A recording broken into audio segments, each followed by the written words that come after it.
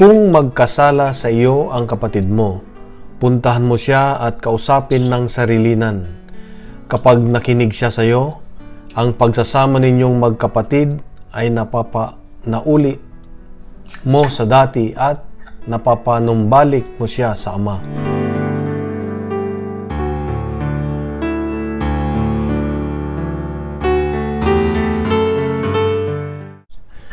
So, magandang gabi muli sa ating lahat. Magandang gabi po. Ang ating ebanghelyo ay ito ay patungkol sa tinatawag sa Ingles na fraternal correction in the community. Ito yung pagtutuwid. Yan, pagtutuwid natin sa mga kasama natin. Hindi lang sa pamilya, pero mas higit sa ating pamayanan. Pag sinabi na kapatid sa ebanghelyo, ibig sabihin yung kasama natin na sumusunod kay Kristo sa ating pamayanan. Ang aking experience sa Hong Kong at Macau patungkol sa mga pagtutuwid ay maraming beses dahil dala ng maraming problema ng mga katulad nating mga OFW o nagtatrabaho sa abroad, lalo sa Hong Kong kasi sila walang pamilya doon.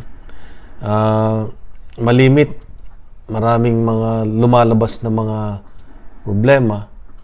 Kaya sa pamayanan natin ay napakalaki ang papel nito pagdating sa mga pagtutuwid kasi lumalabas sa buhay ng isang tao ang isang ugali o isang problema dala ng kanyang mga kabigatan sa buhay. At ang proseso ay namin sa pagtutuwid ay sinusunod natin yung sa ebanghelyo natin ngayon. Ano ba yun? Una, pag ang isang kapatid natin ay may nagkakasala o may kamalian, ito ay kinakausap muna ng private o masarilinan. Yan. Siya muna. So, kunwari, may kapatid na nagkaproblema sa isang member, sila muna mag-uusap. Hindi muna dadalhin sa amin o sa akin o kay Father. Sila muna mag-uusap. Yun i-encourage namin. So, kaya sa ebanghelyo natin, sabi niya, kung magkasala sa iyo ang kapatid mo, puntahan mo siya at kausapin ng sarilinan.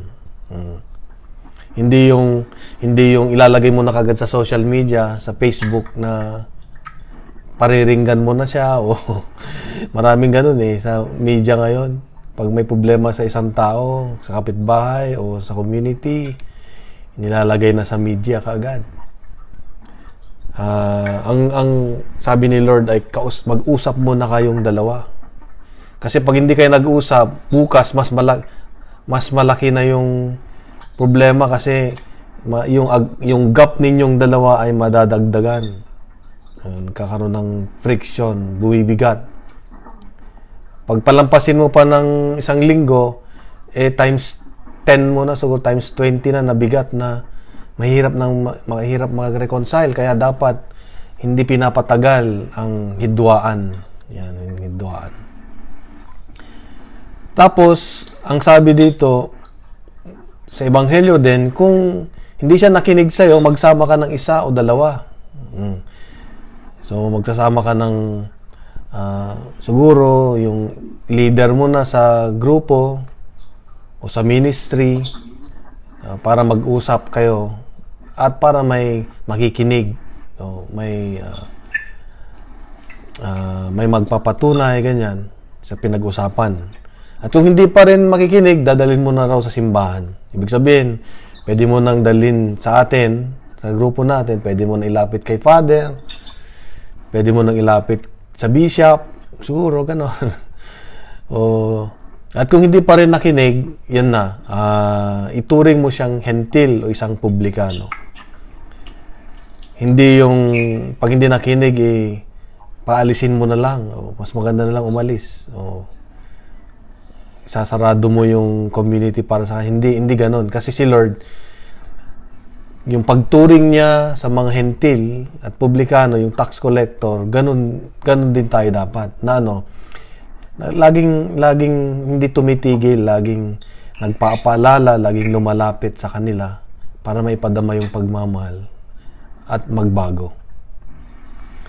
So, dito makikita natin ang kahalagahan ng fraternal correction. Ang kay Jesus, sa Diyos, ang mahalaga ay yung ating pagkakaisa at pagkakasundo, lalo sa ating pamayanan. Mararamdaman natin, o naramdaman nyo siguro, o hindi pa, baka ako naramdaman ko na pag may gulo sa pamayanan, mahirap gumalaw ang Diyos, mahirap makagalaw ang Banal na Espiritu Santo. Napakabigat. Hindi mo mararamdaman yung kanyang presensya, kang mahidwaan.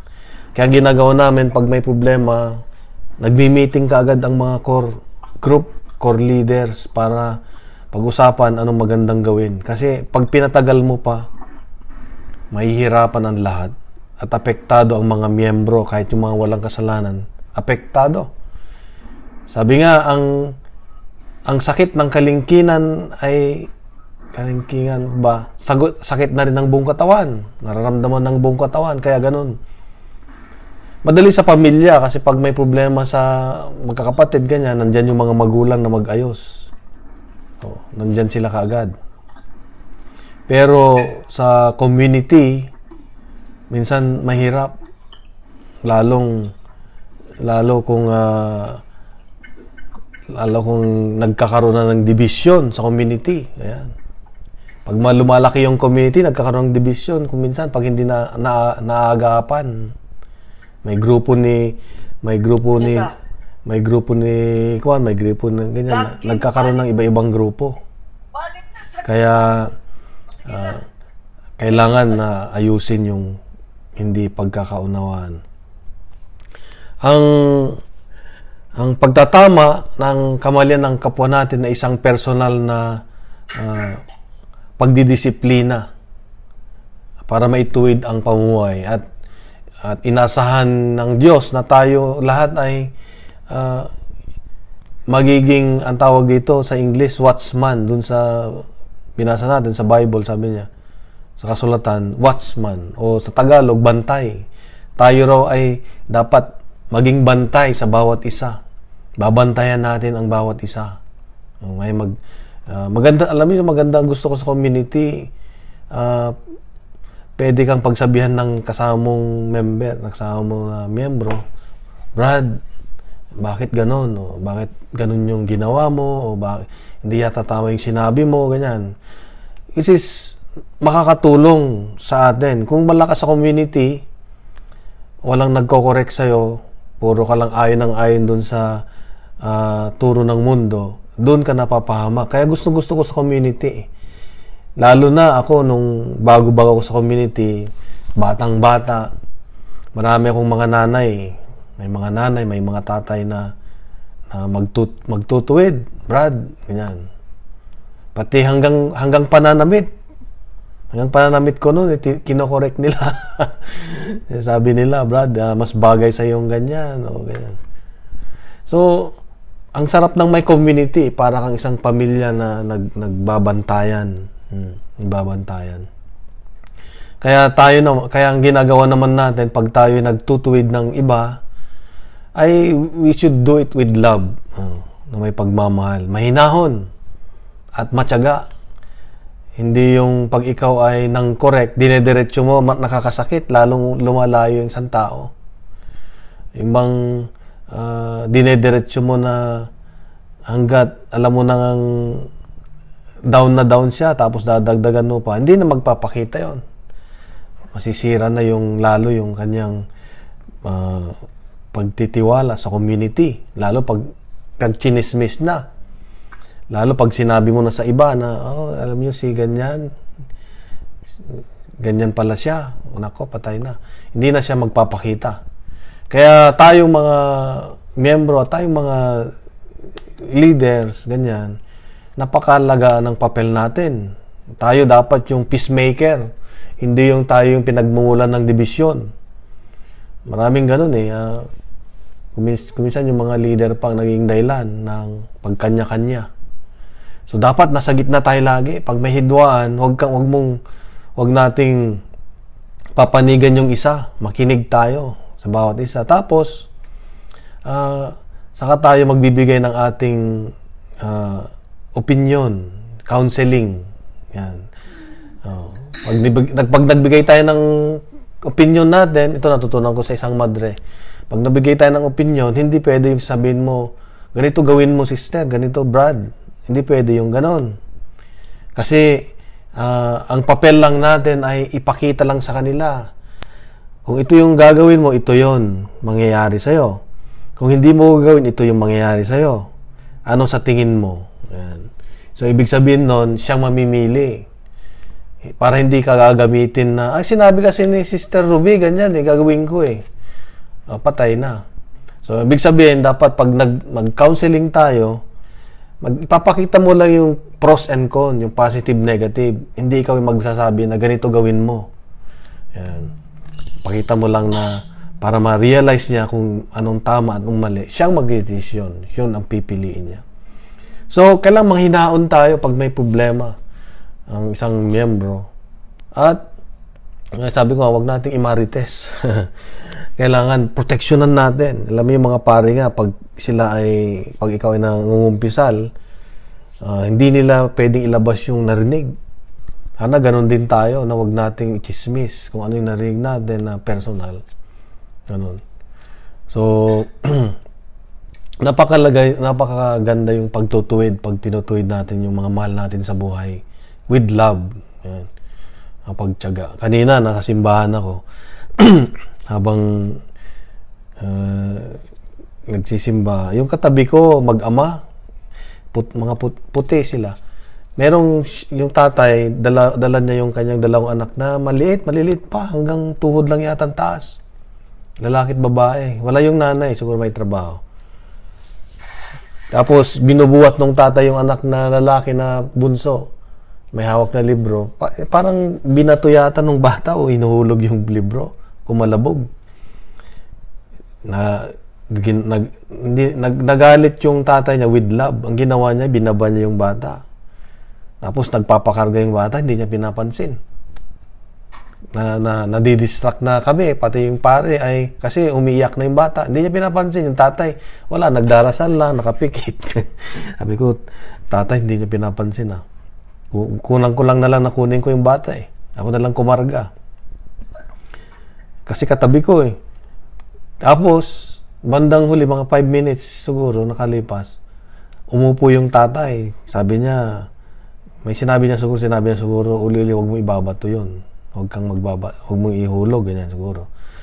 Sabi ng bata, yes dad, I will not do that anymore, ganyan. Ang malit na bata. Tapos kinarga niya, tumahimik. Sabi ko, ang ganda nung pagdidisiplina ng tatay. Hindi siya nagalit, hindi siya nagpakita pero yung pagtutuwid niya ay sumusunod yung mga bata. So, ganun din tayo. Pag tayo ay nagtutuwid sa mga kasama natin, ay kausapin natin ng maayos. Lalo kung yung nakakaproblema ay sa'yo ay dati mong kaibigan o kaibigan mo, madali namang kausapin. Ako pag yung mga anak ko, pag tinutuwid ko sila, kunwari, nagkaproblema yung bunso, nagalit yung nanay, tatawagin ko siya sa kanyang kwarto. Pupuntahan ko siya hayayain ko siya sa kwarto niya at i-explain ko, alam mo bakit nagalit ang nanay. Yan. Hindi sa harapan ng kapatid niya o hindi sa harapan ng aking mga in-laws. Kasi mapapahiya yung bata. Kailangan pag nagtuwid tayo, siya lang. Yan. Kausapin mo, makikinig naman Tapos do it with love. Tapos yakapin mo bandang huli, wag mo nang gagawin para hindi magalit si nanay. Wag magalit si tatay. Ganyan. Then mararamdaman nila yung may respect at mag-e-epekto ito sa kanila at mararamdaman nila yung pagmamahal, yung talagang pagmamahal. So, yun ang family, madaling kahit mga bata sila ay maramdaman nila yung tamang pagtutuwid sa mga hindi yung sinisigawan mo na yung anak mo, hindi nagagalit ka sa harapan ng maraming ganun, yung pinapagalitan, pinapahiyong mga anak sa harap ng mga kaibigan ng nanay, ganyan, o tatay, sa harap ng mga bisita. Hindi maganda sa epekto ng bata yon. Paglaki niya, hindi maganda, nagkakaroon siya ng low self-esteem. Maganda yung pag nagtuwid tayo sa mga bata, sa kwarto nila, puntahan natin o diyain natin sa kwarto at explain. And then, sa community, ganun din. Sa community, pag magkasala yung isang kapatid natin, wag nating ilabas yung problema sa community, sa ibang community o sa ibang, lalo na pag hindi Christian. Wag na nating yung member namin ganyan, ganito, ganyan. Tapos ang makikinig yung hindi naman charismatic o hindi naman Katoliko o hindi ka kapareho ng pananampalataya natin, magkakaproblema kasi ito yung sinabi ni Saint Paul. Sabi ni Saint Paul, wala ba sa inyong marunong? Wala ba sa inyong may alam paano mag-handle ng ganyang problema sa ating pamayanan, simbahan? Bakit nyo ilalapit sa hukuman, sa mga hentil, sa mga pagano? Ibig nang sabihin, pag pinilalapit natin sa iba, napapahiya si Lord. Diba?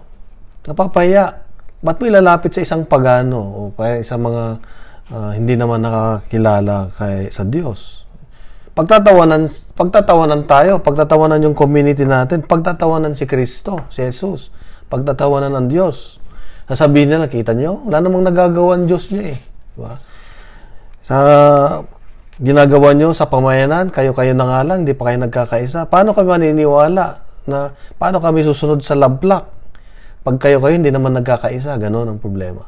Pag inalabas natin yung problema natin, kunwari dyan sa Toyota, Toyota o Matsumoto o sa Ina, pag nilalabas natin sa labas yung problema natin as a community at nilalabas natin sa iba na hindi pa naman member, ganyan, hindi siya papasok. Ayaw nilang pumunta kasi mas matatakot sila, ganyan pala sila dyan, nag-aaway-aaway naman. Patay na si Lord. Hindi nagiging maganda. Kaya, ang turo ng Diyos sa atin ay, una, pagkaisa tayo, magkakasundo. Ang gawain natin sa pamayanan ay kung merong nakita nyo, nararamdaman nyo na isang member, hindi masaya o hindi na ganun sa paglilingkod, kailangang lapitan natin at tanungin anong may tutulong o anong ganon. At pag nakita natin may problema nga, pagkaisahin, ipagdasal na magkaisa. So, dito sa Ebanghelyo natin, sabi pa naman ni Lord, when you agree, kung merong dalaw higit nagtipon, nandun sa kalagitnaan. Kaya nga, napakahalaga ng pamayanan. Dahil kung merong dalawa higit na nagtipon, dumarating ang Diyos. Pag iisa yung goal. Kaya nga importante yung pag magtutuwid tayo, mas maganda, unahan natin. Ginagawa namin ito pag may problema sa pamayanan. At nandun na yung mga may problema. Sasabihin ko sa kanila, magdasal muna tayo bago natin pag-usapan. O yung, marunong na rin yung mga iba na ganun din gagawin nila. Mag-pray muna tayo. Ayan. So, napakahalaga na umpisan muna natin sa panalangin. Kahit dalawa lang kayo na nagka-problema, ang goal natin ay maayos ito. Ang goal natin ay magbayad ka ng utang. Magbayad ako ng utang. So, magdasal tayo. Pagdasal natin na magkaintindihan tayo. At darating ang Diyos. Yan sabi niya, kung mayroong dalaw higit, nag-iisa yung goal. So, kaya nga, importante na isama lagi ang Diyos. Dahil huhupa yung galit, huhupa yung sama ng loob pag nandyan si Lord. So, Sabi nga kanina, may narinig ko na pare, meron siyang mga steps ba na susundan pag gusto nating mag-reconcile o maayos yung isang problema. Sabi niya, kung ikaw ay pinagsasabihan o kung ikaw ay may sinasabi yung kagalit mo sa'yo na yung feelings niya o yung nararamdaman niya, bakit siya ganon, huwag ka munang magre-react, huwag ka munang magsalita, i-delay mo, huwag ka munang magagalit ka agad, huwag ka munang magtataas lahat yung blood pressure mo. Hindi na siya makapagsalita kasi sinimulan mo nang dumakdak. Yan. Kailangan i-delay mo muna yung response mo raw. Huwag kang mag-reason out ka agad. Tahimik ka muna. Pangalawa, habang ikaw ay tahimik, magdasal. Lord, ano bang gagawin ko? Ano bang sabihin ko? Ganyan. Ano ba yung gusto mong sabihin ko? At pangatlo, acknowledge na mayroon ka ring pagkukulang. Hindi magkakaproblema ang dalawa kung mayroong hindi mo maamin na may pagkukulang ka rin. So, sabihin mo kay Lord na, Lord, may problema din kasi ako.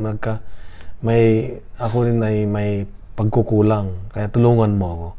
Pag ganun yung ating ginagawa, pag tayo may problema sa bawat isa, naayos agad. Kakaroon ng reconciliation. So,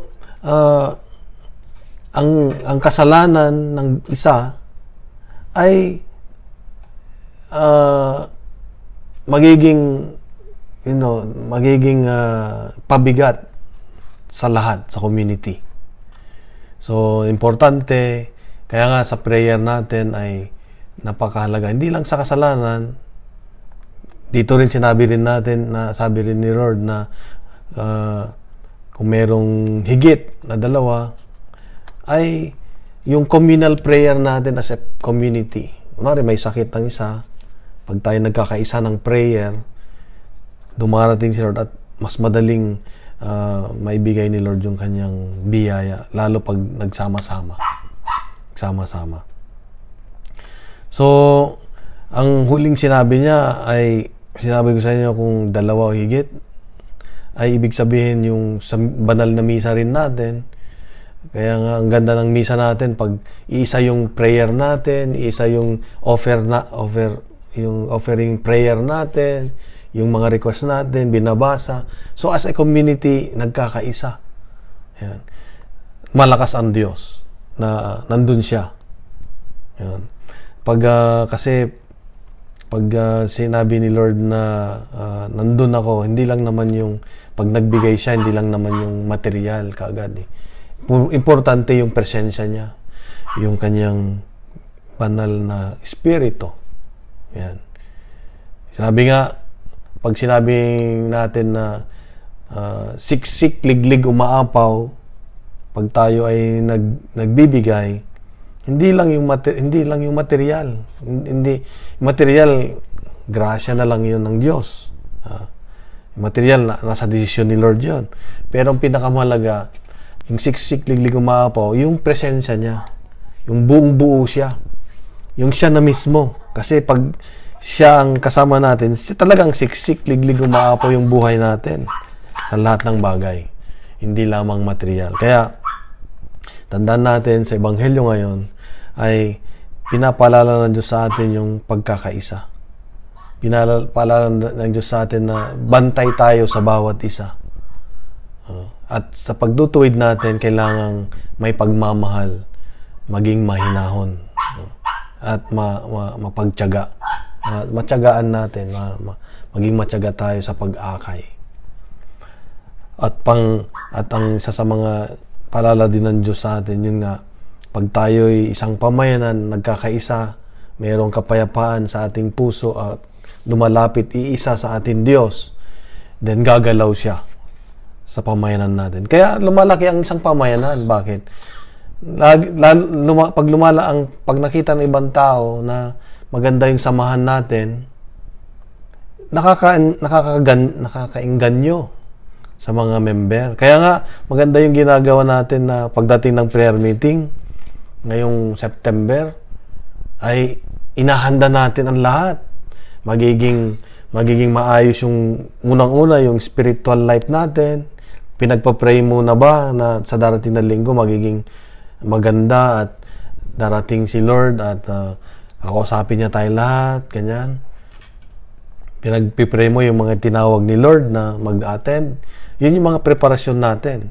At hindi lang yun. Yung preparasyon natin, tayo naman na mga naglilingkod. Ano ba yung paghahanda natin sa sarili natin sa, yung gagamitin. Ano bang isusuot natin? Ano ba yung handa na ba yung ID mo? Handa na ba yung gamit natin sa prayer meeting, yung sound system, yung para sa bulaklak, gano'n. So, yung paghahanda ng mga yon ay kailangan kasi pagdating ng time ng prayer meeting natin, yung pagtitipon natin, pag may mga bago, ma-engganyo sila na, ang ganda pala ng community na ito ni Lord kasi kakaisa sila, maayos yung madisiplina sila, maayos yung pamamalakad sa community. Mararamdaman nila yon at titigil sila. At ibig sabihin, sasama sila sa atin. Kaya napakahalaga na ngayon pa lang ay napaghahandaan natin. Nung mga nakarang araw nga, tinitignan ko yung mga ginagawa nila Sister Ayet saka Sister Shoni. Kompleto na, halos kompleto na. May ID na, may iba ID sa mga bago, mayroon ng pagdilista ng mga pangalan. Yan, meron na yung mga gagamitin. May mga kanta sa prayer meeting, nakahanda na. Handa na ni Sister Shoni. So, mga ganun ba, na talagang tayong lahat ay nagkakaisa, magsama-sama para pagdating ng event na yan ay mag-glorify natin si Lord sa mga ginagawa natin. So, yun ang paalala ng Diyos sa atin. It's about community. Yung fraternal love sa pamayanan. Everyone will know that you are my disciples if you love one another. Yun, di ba? Sabi ni Lord yun. Everyone will know that you are my disciples if you love one another. So, mga kapatid, yun ang pag-nilay-nilayan natin ngayong gabi. At habang tayo naghahanda sa ating nalalapit na malaking prayer meeting. Yan. Dahil magpapadala si Lord ng mga pipiliin niya, mga tatawagin niya at tayo ay mabibless. So, isara natin sa isang maikling panalangin ng ating reflection. Sa ngalan ng Ama at ng Anak ng Espiritu Santo. Amen. Panginoon naming Diyos, narinig po namin ang paalala mo sa amin na napakahalaga ang pagmamahalan sa isang pamayanan. Pagmamahalan namin. Na kung meron kaming mga kabigatan, lalo sa aming mga relasyon, ay kailangan dapat maayos kaagad at huwag nang patagalin. At gagawin namin ito dahil sa pagmamahal namin sa iyo. Huwag na namin patagalin ang mga sama ng loob o mga galit namin dahil mahal ka namin, Lord. Isang paraan para may pakita sa inyo na ikaw ang mahalaga. Ikaw ang aming pinaglilingkuran. At ganun din, makatulong sa amin para mabawasan ang bigat sa aming mga puso at makakapaglingkod kami ng maayos. Lord, we ask you to please bless our forthcoming prayer meeting na in-schedule mo ngayong weekend, next weekend, September 17. Lord, bless that prayer meeting. May you bless yung mga tinawag mo ngayon pa lang, ay protectionan mo sila para makarating sila. Alam po namin na marami kang tinawag para marinig nila at maramdaman ang iyong pagmamahal. Lord, we lift up to you everything, Lord, na gagamitin mo sa araw na iyon. Please be with us. And inahanda din namin ang aming mga puso, ang aming kaluluwa para maibigay namin sa iyo ang nararapat na gagawin para sa araw na yon. Lord, bless us all. Stay with us and continue to protect us. Now, Mary, we are asking your prayer, especially sa nalalapit naming prayer meeting. Pray for us, Mama Mary. At muli, Lord, ay sa buong linggo na naman kami po ibantayan at samahan. Kasama ang aming mga mahal sa buhay. Continue to use us to be the channel of your blessings and love at pagpapagaling. Ang lahat ng ito, Ama, ay aming kailingan sa iyo sa pamamagitan ng iyong anak na si Jesus, kasama ang Banal na Espiritu Santo magpasawalang hanggan. Amen. Sa ngalan naman ng anak at ng Espiritu Santo. Amen. Amen. God bless and God is good. God is good.